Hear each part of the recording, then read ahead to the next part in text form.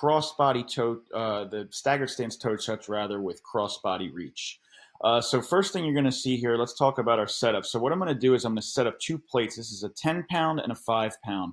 I'm just going to wedge, kind of bolster that 5-pound up on the edge of the 10-pound so it creates a bit of a slant that I can bring my foot up onto. You'll see my whole foot is on here, really with just the very bottom of my heel propped against the ground. But I have my entire foot on here, and you'll see I'm just slanting at, roughly 20, 30 degrees or so. Doesn't have to be exact, but just something to really elevate and get that foot. What we're trying to do here is we're trying to close the angle at our ankle, basically.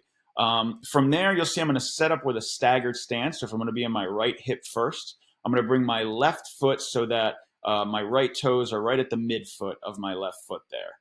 I'm going to hold a weight on my opposite side of the hip I'm on. So in this case, if I'm going to be in my right hip up on the slant there, I'm going to hold a weight in my left hand.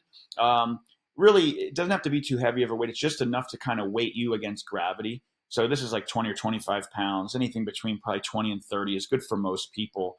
If you're a little weaker, maybe lighter than that, but really just something to give you a little bit of weight as we reach. What we're going to do is you're going to see I'm going to start the weight here on my left thigh. So it's going to be like even with my left leg, basically, just kind of in line. And then as I do the movement, I'm going to reach it across my body towards my right toes. So you're going to see it's going to kind of move diagonal. It's going to start on that left thigh, and then it's going to come down on my right toes. What I'm doing here is I'm doing just a hip hinge with this staggered stance. So I keep both of my knees bent while I'm pushing my butt back. You're going to see, though, that the bend in my knees, I'm not pushing my knees forward at all, right? This is just a classic hinge pattern. I'm keeping that bend while I drive my butt. Think about touching the wall with my butt backwards.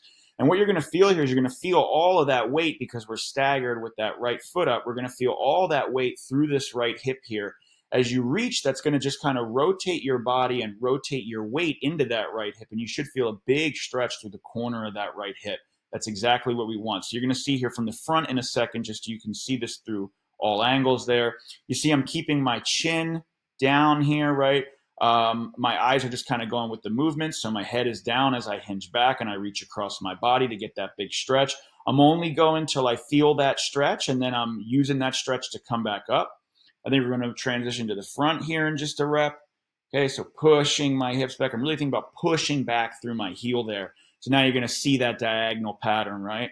So starting on the left, and then driving my hips back, you'll see my torso rotates. That kind of forces my pelvis back this way, right? Almost on a diagonal push. I feel that big stretch. Weight comes across my body, and I stand back up.